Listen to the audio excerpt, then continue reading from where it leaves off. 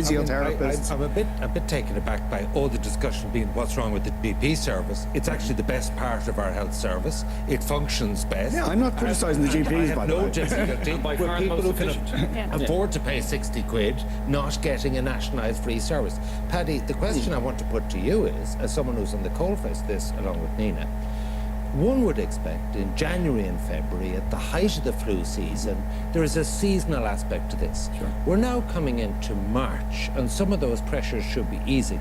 Is this crisis tonight as simple as that the minute Storm Emma struck, they should have cancelled all elective things? They actually came too late with that. There was pent-up demand of 2 weeks of people who couldn't get to hospital, and this was avoidable in this particular case. Well, together with the fact that we've had a very long flu season as well, and a bad flu season, so probably the worst we've had in a long time. We were overdue that anyway. So yeah, I mean, there was an inevitability to this, and obviously it exacerbated an already crippled system when it comes to the trolley crisis. So, you know, could there have been better planning? Yeah, but I mean, again, once it's a demand-led service, and once people come up to the door of an A&E and they need to be admitted, they have to be admitted, and they end up on trolleys. So there is only so much you can do.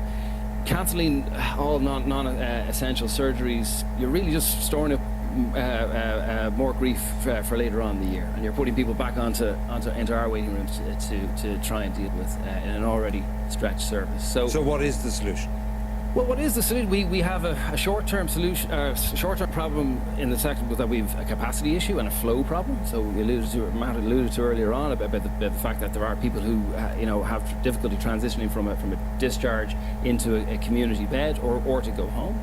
And we also just have an outright capacity issue. We're about 2,500, 2,600 beds short if the capacity review is right. So that's the short-term problem. Well, some people would say we have a Fine Gael problem, that they've been in charge of the health service for 6 years. Yeah, well, 6 years ago they took over a health service that was in crisis, that had a trolley crisis at the time, and then spent 6 years. The familiar history lesson about Fianna Fáil. Well, then spent 6 years having to take money out, billions and billions of euros, out of an already dysfunctional system, including a 38% decrease in fees to GPs, when every other health system in the world was investing heavily in primary care, because we had to, because there was no money to invest in the system. And this, unfortunately, is the inevitable consequence.